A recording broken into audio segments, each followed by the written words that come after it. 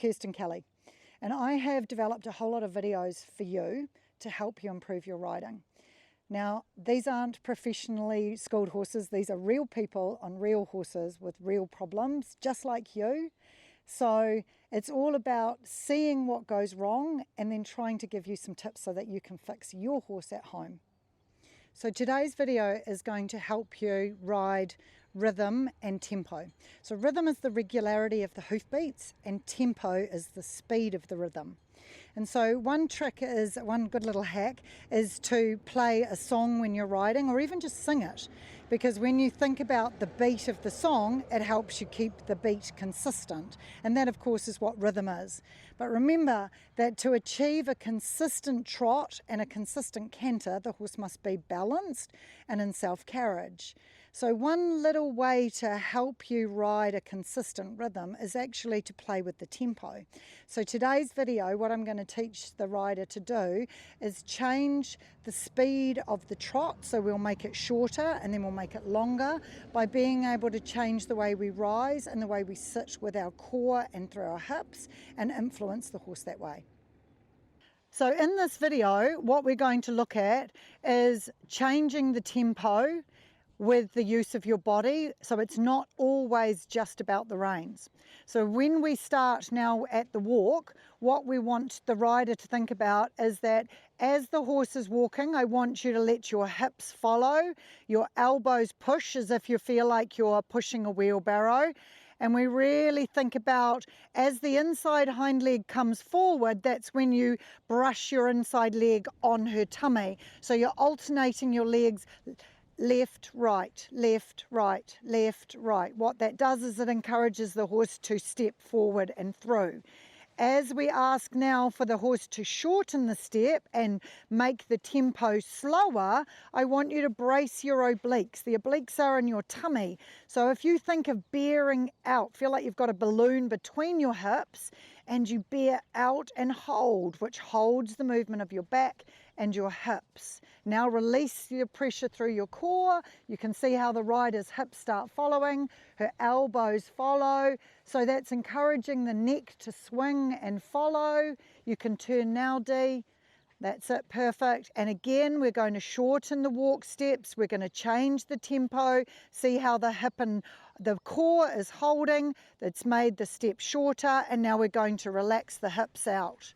Excellent, and you can see there. So we're teaching the horse right from the word go about the control from the rider's core. Dee, let's pick up the trot now.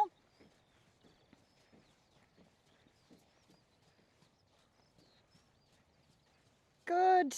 And as we come down this long side, I want you to think of rising forward through your hips, closing your leg and encouraging the bigger stride.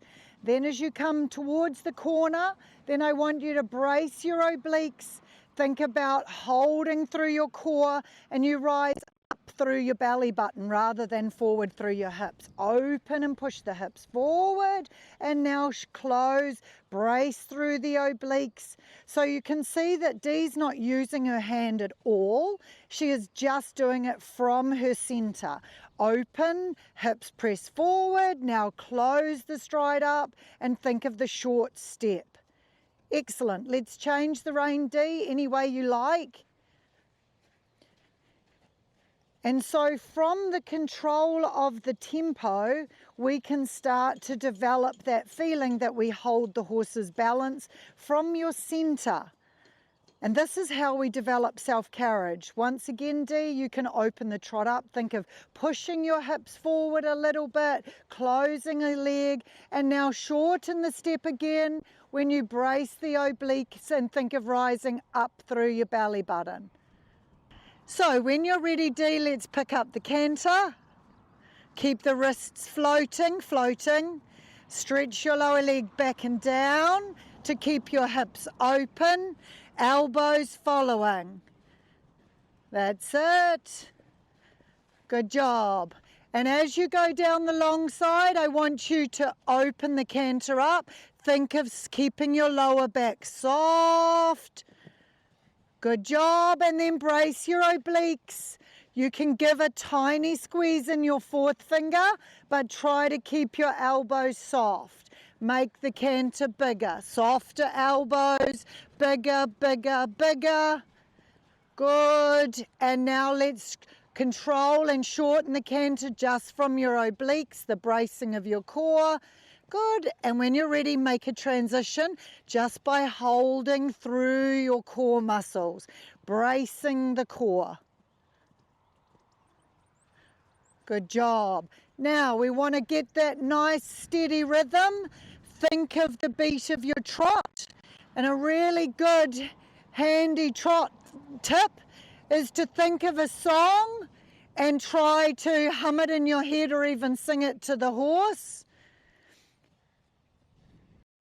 I hope you've enjoyed this video, and if you have, please subscribe so that you don't miss out on my next one.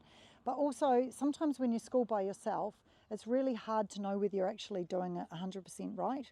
So what I do have is I have a mentorship program. It's called KMP, and you can send your videos to me and I critique them, and we meet for Q&As every week, and it's kind of like just having somebody who's in your corner.